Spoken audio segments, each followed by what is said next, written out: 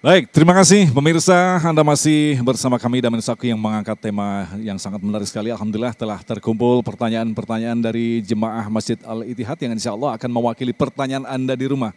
Ada satu pertanyaan menarik yang saya ulangi lagi yang akan dijawab oleh Habib Maki dari Bapak Arifin berkaitan dengan apa yang kita hadapi saat ini. Justru orang-orang yang kita berikan amanah melakukan pengkhianatan terhadap amanah itu sendiri. Lantas pertanyaannya adalah bagaimana peran ulama untuk bisa masuk menyelesaikan masalah ini, Abi? Iya, Masya Allah, jazakumullah khair dengan pertanyaan yang disampaikan sangat luar biasa sekali ya.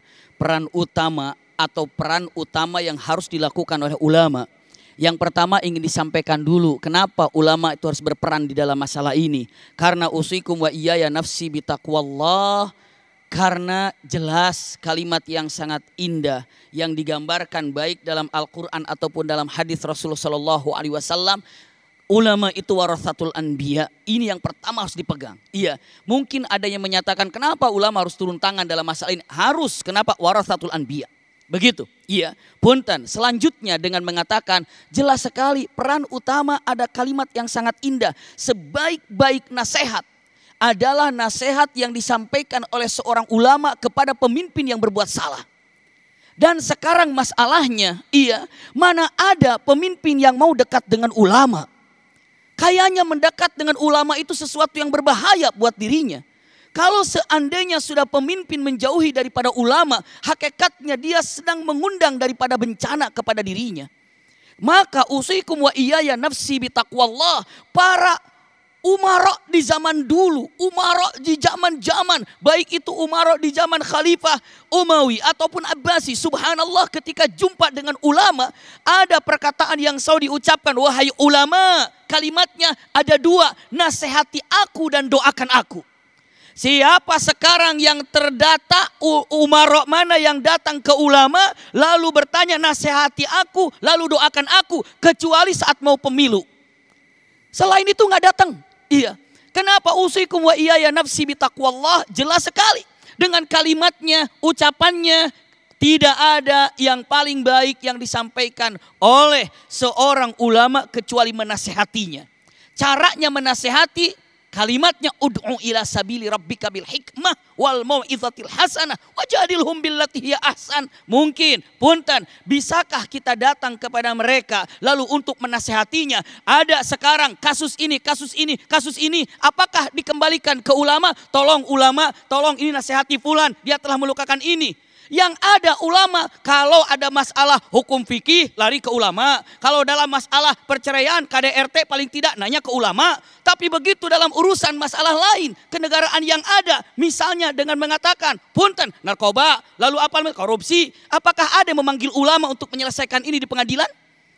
Tanya solusinya bagaimana? Karena Al-Quran mengatakan idza tanaza'tum fil amri farudduhu ilallahi wa rasuli. Kalau seandainya ada masalah maka kembalikan ke dalam Al-Quran dan sunnah.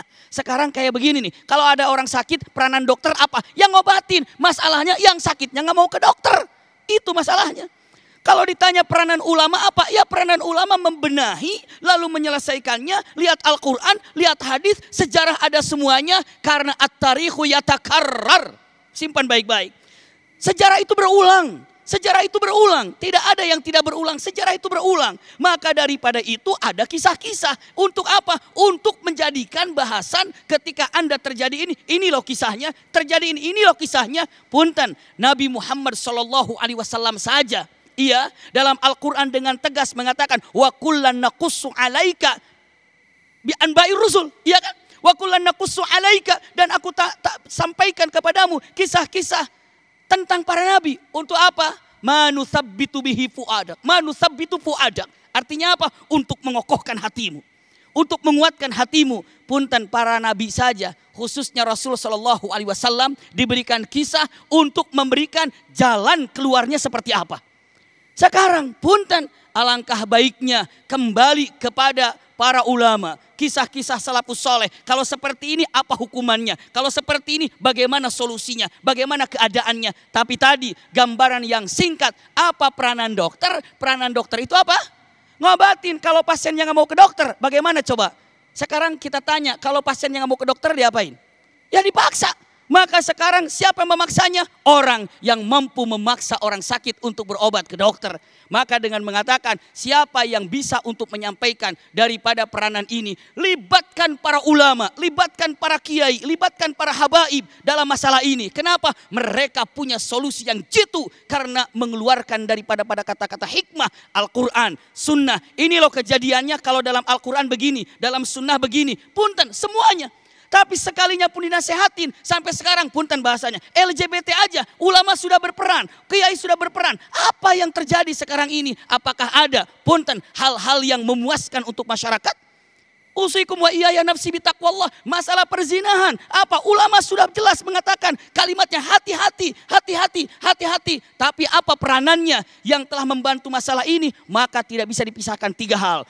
Ulama, lalu umara, lalu agniya, ini tidak boleh dipisahkan. Kalau sudah terpisah, ini berbahaya. Ini mungkin singkatnya dapat saya sampaikan. Wallahu a'lam bishawab. Oh, luar biasa sekali. Dan satu lagi hal yang harus perlu kita ulang-ulangi agar kita tidak melakukan pembiaran terhadap apa yang kita alami saat ini, karena kita yang tidak melakukan pun kelak akan terkena bencana. Naudzubillah min dzalik ya Abi ya. Betul. Naudzubillah seperti itu. Bahkan hukuman yang Allah berikan azab itu kepada orang yang melihat kemungkaran lalu dia lam yatama'ar wajah.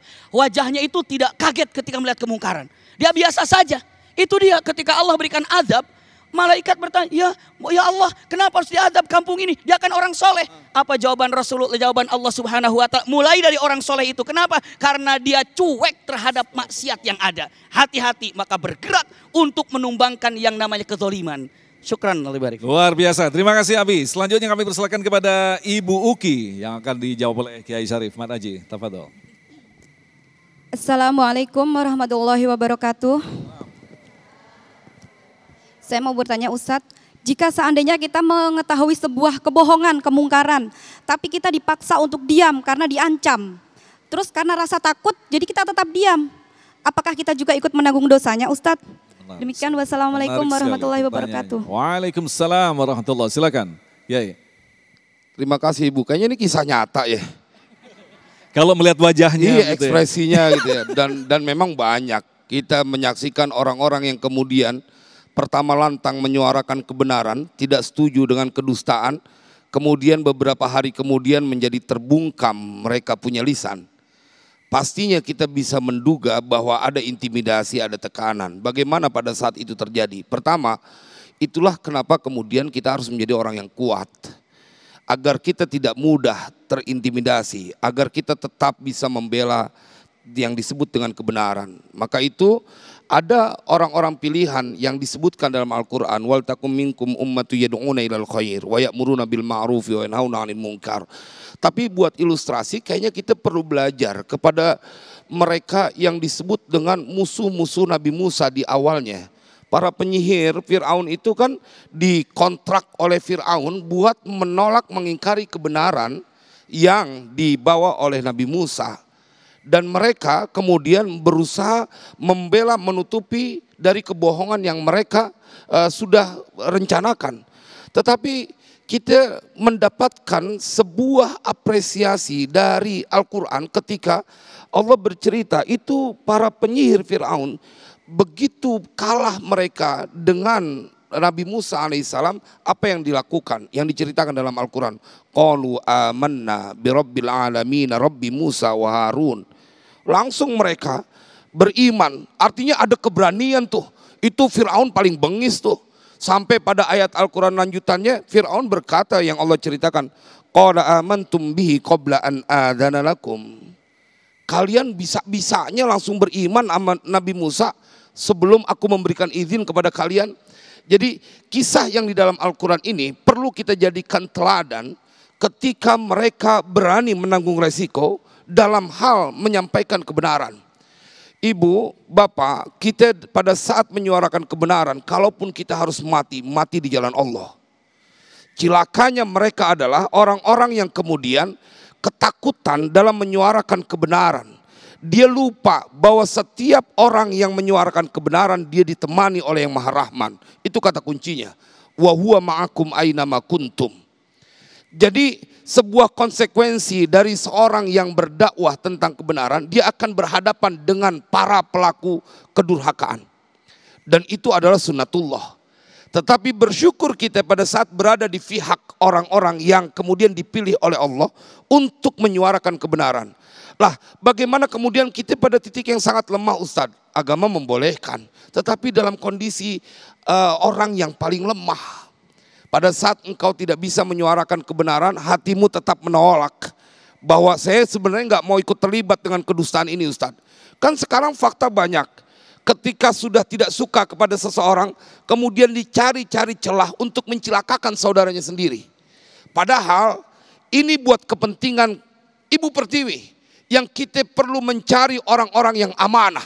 Mereka orang-orang yang terbaik dengan kemampuan berpikir dan ucap serta perbuatan selaras. Tidak ada kedustaan.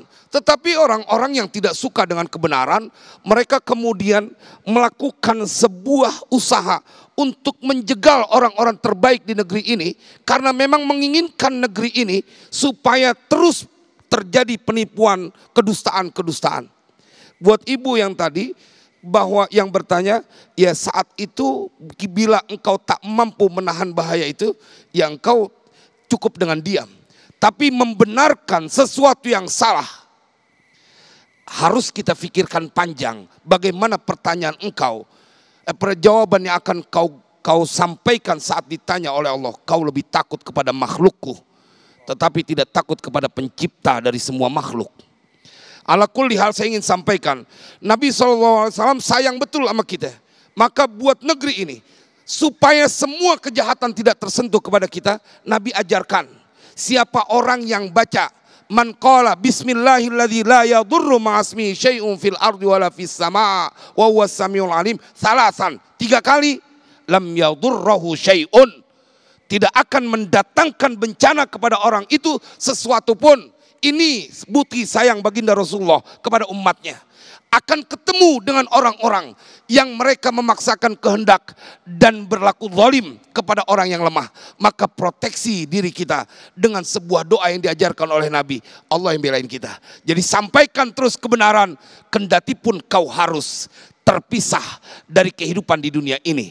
Karena kebenaran, mati dalam kebenaran dan menyuarakan kebenaran adalah cita-cita orang yang merindukan keridhaan yang Maha Rahman. Ya Allah ya Rabbal Alamin. Baik, luar biasa sekali. Selanjutnya kami persilakan kepada Bapak Dedi.